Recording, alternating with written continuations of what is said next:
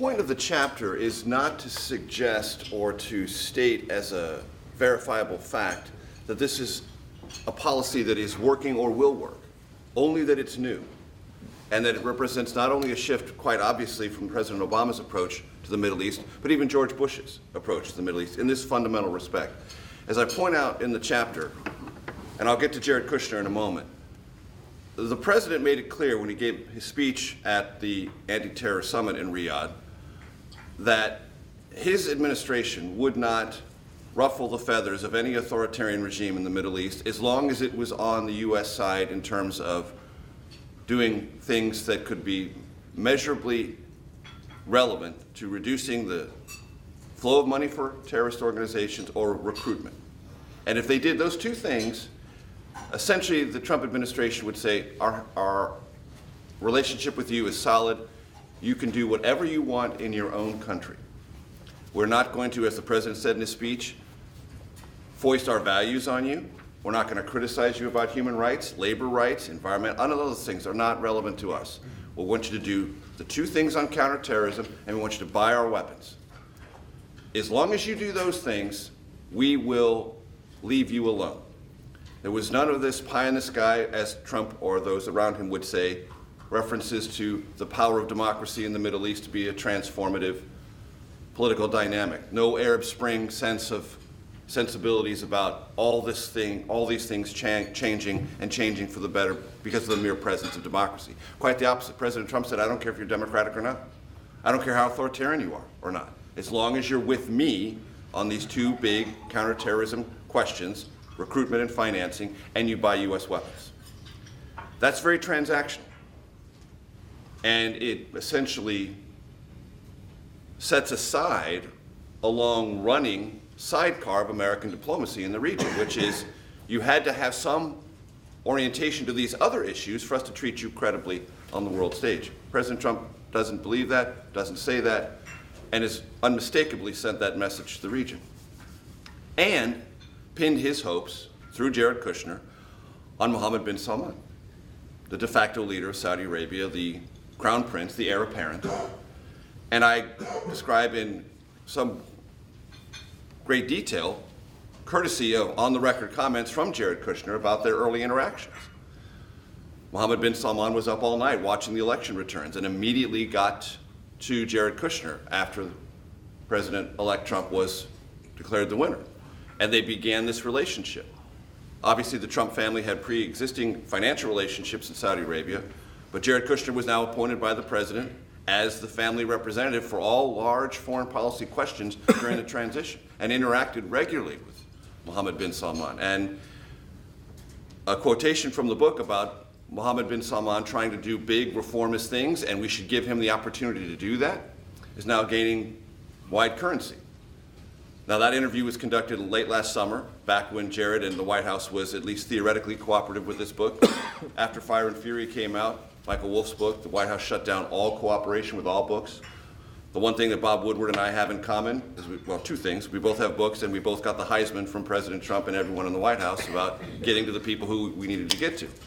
But for a time, Jared was interested in this project and was willing to describe not only his relationship with the Saudis, but with the Chinese. And I commend both chapters to you, because Jared is so infrequently quoted in public, the things there are revelatory about his approach and the way that President Trump empowered him to pursue both of these agenda items.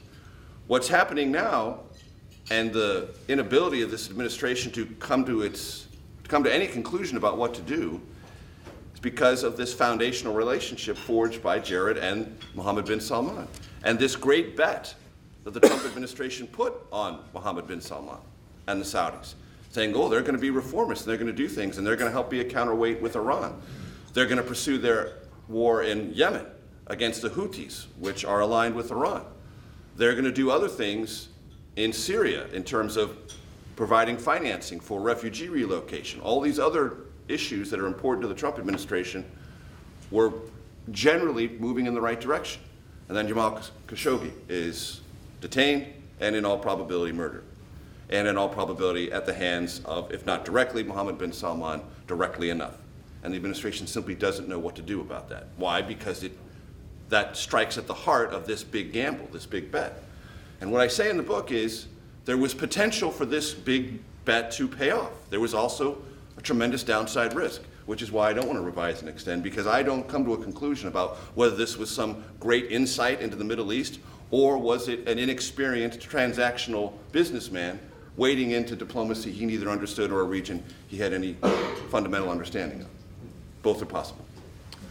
But just as one follow-up, Major, but what happens now, assuming that our intelligence people have come to the conclusion, as has been reported in the press, that the Saudis did this, probably with knowledge at the highest part of the government.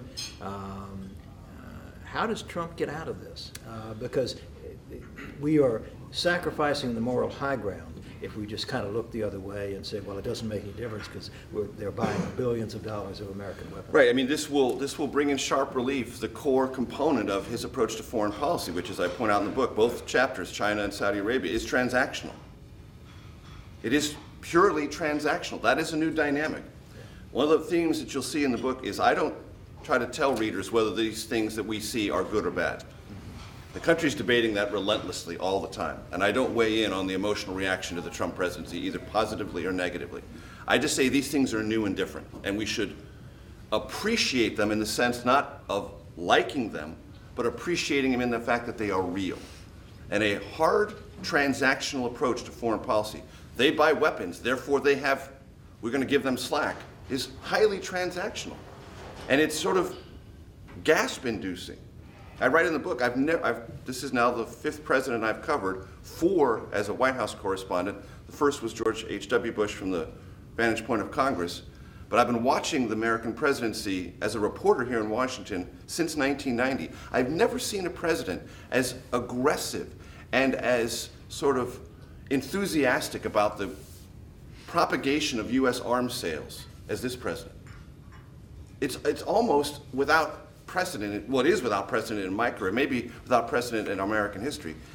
That becomes like a defining component of your relationship to this country. If you buy our weapons, you're in a completely different category. Maybe a protected category, maybe a transactional category. Well, that orientation is now coming under incredibly sharp pressure. And how do you get out of it?